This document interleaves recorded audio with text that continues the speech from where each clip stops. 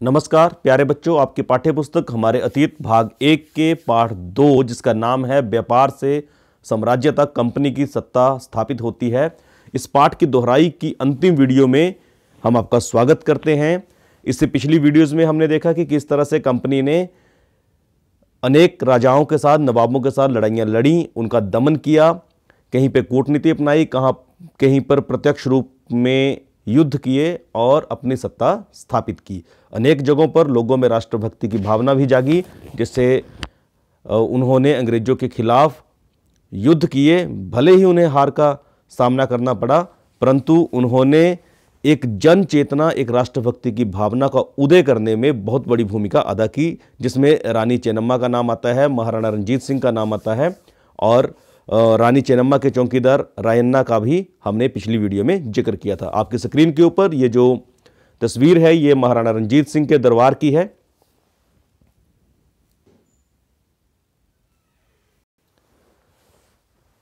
प्यारे बच्चों, अब क्योंकि लगभग 60% से ऊपर की भारत भूमि पर अंग्रेजों की सत्ता स्थापित हो गई थी, अब उनका अहम तो और भी बढ़ गया था और उन्होंने कुछ ऐसी दमनकारी नीतियां अपनानी शुरू कर दी जिनसे वो बाकी के हिस्सों पर भी अपना कब्जा हमेशा के लिए कर सकें। और इसी दौरान लॉर्ड डलहौजी के समय में उन्होंने एक नई नीति अपनाई जिसका नाम था विलय नीति। विलय नीति जैसे कि नाम से ही क्लियर हो रहा है कि अपने में विलय कर लेना, किसी चीज को घोल लेना, अपने में मिला लेना। तो पूरा ये इंसिडेंट क्या था इसको हम समझेंगे कि अधिग्रहण की आखिरी लहर, मतलब जो राज्य अभी भी स्वतंत्र थे उनका भी अधिग्रहण अंग्रेजी सत्ता कर लेना चाहती थी। ये 1848 से 1856 के बीच में लॉर्ड अपने गवर्नर जनरल थे जो लॉर्ड डलहौजी, उन्होंने इसको शुरू किया और इसको नाम दिया विलय नीति। ये नीति क्या थी? उन्होंने कहा कि अगर किसी शासक की मृत्यु हो जाती है और उसका कोई पुरुष वारिस नहीं है तो उसकी रियासत हड़प ली जाएगी, यानी कंपनी के भूभाग का हिस्सा बन जाएगी। आप इस बात को समझें कि यदि किसी राजा का कोई पुत्र नहीं है, वारिस नहीं है, तो वो सारी सत्ता उस राजा के बाद कंपनी की हो जाएगी। आप देखिए कंपनी किस तरह से अपने अहंकार में चूर है और उन्होंने इस नीति को अपनाकर सतारा, संबलपुर, उदयपुर, नागपुर और झांसी यहाँ की सत्ताएं हासिल भी की। आपने बहुत मशहूर नाम सुना है झांसी की रानी, रानी लक्ष्मीबाई, जिनकी आपने फोटो देखी होगी जिसमें वो पीठ के ऊपर अपने बेटे को बांधकर अंग्रेजों के साथ युद्ध करती हैं, परंतु अंत में उन्हें भी हार का सामना करना पड़ा, परंतु वो बड़े बहादुरी के साथ लड़े। उनके भी परिवार में कोई वारिस नहीं था, उन्होंने एक बच्चा गोद लिया था, तो अंग्रेजों ने उनके ऊपर विलय नीति थोप दी थी। परंतु उन्होंने अंग्रेजों की बात नहीं मानी और जब तक उनमें दम रहा अपने सामर्थ्य के अनुसार वो खूब लड़ी। और बड़ी मशहूर कविता भी है, खूब लड़ी मर्दानी वो तो झांसी वाली रानी थी। अब जब अंग्रेज इस तरह की दमनकारी नीतियां अपना रहे थे तो लोगों में भी एक रोष, एक आक्रोश की भावना उत्पन्न होना लाजमी था। उधर अंग्रेजों की सत्ता स्थापित हो रही थी, इधर लोगों के मन में उनके प्रति विद्रोह भी उत्पन्न हो रहा था और जो उनके इस तरह के कार्यों से और बढ़ता चला जा रहा था।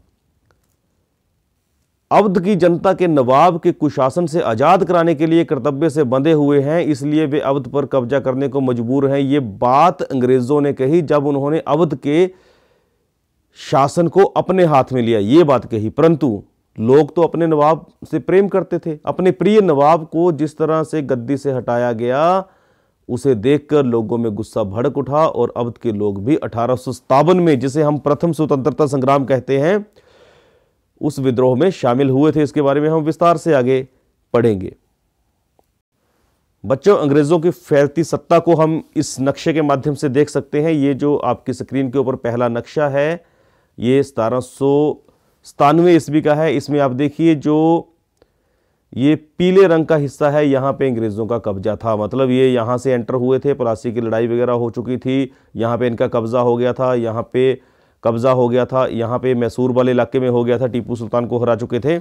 उसके बाद 1840 में आते आते वे इन सभी इलाकों में कब्जा कर चुके थे। और अब आप अगला नक्शा देखिएगा। सन 1857 तक आते आते अंग्रेज़ों की सत्ता, ये जहाँ पे पीले पीले निशान ये जो पीले रंग में दर्शाया गया है, यहाँ पर अंग्रेज़ों की सत्ता स्थापित हो चुकी थी। अभी भी अनेक ऐसे इलाके थे जो अंग्रेज़ों की सत्ता से अछूते थे, परंतु आप मान के चले कि बहुत बड़े हिस्से पर अंग्रेज अपनी सत्ता कायम करने में कामयाब हो चुके थे।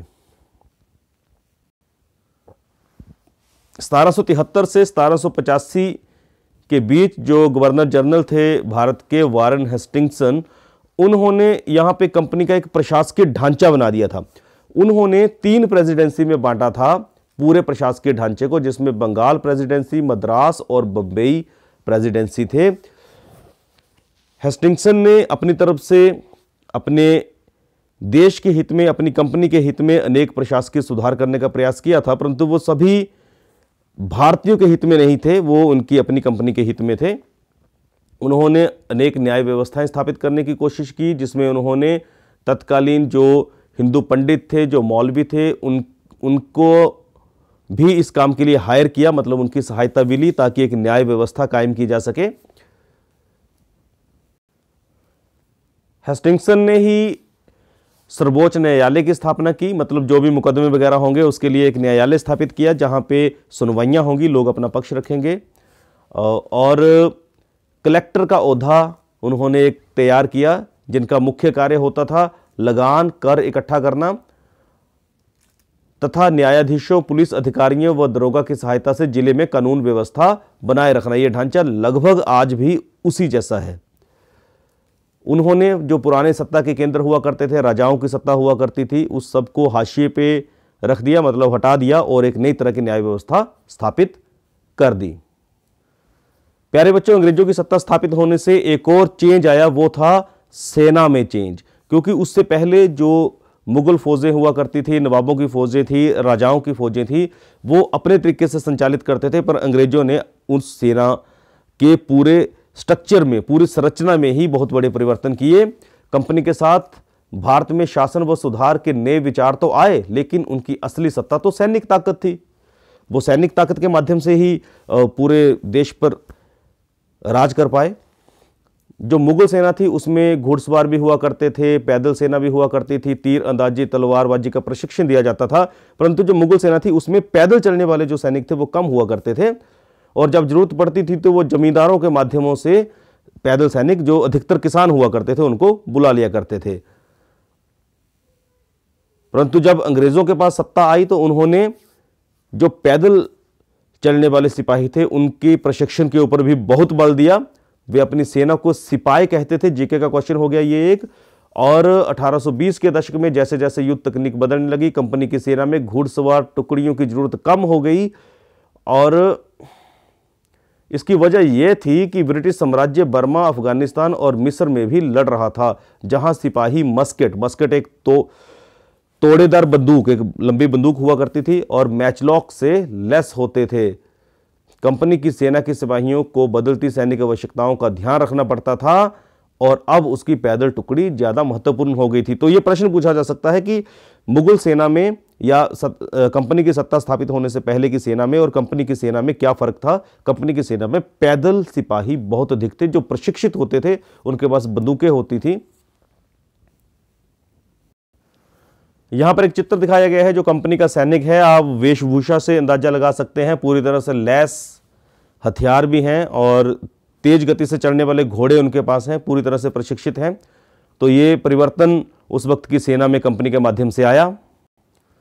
प्यारे बच्चों, अंग्रेजों को एक बहुत बड़ी सहायता अपना उपनिवेश स्थापित करने में इस बात से भी मिली कि उस वक्त यूरोप में औद्योगिक क्रांति आ चुकी थी। वहां पे भाप के इंजन बनने लगे थे। जो सफर अंग्रेज अपने यूरोप से, ब्रिटेन से चलते थे, वो 6 से 8 माह का समय लेते थे भारत पहुंचने में, अब वो सफर मात्र 3 हफ्तों में पूरा होने लगा था। ज़्यादा से ज़्यादा अंग्रेज यहाँ आने लगे, भारत से वहाँ जाने लगे, व्यापार बढ़ने लगा, आयात निर्यात बढ़ने लगा। इसने भी अंग्रेजों की सत्ता स्थापित करने में बहुत बड़ी भूमिका अदा की।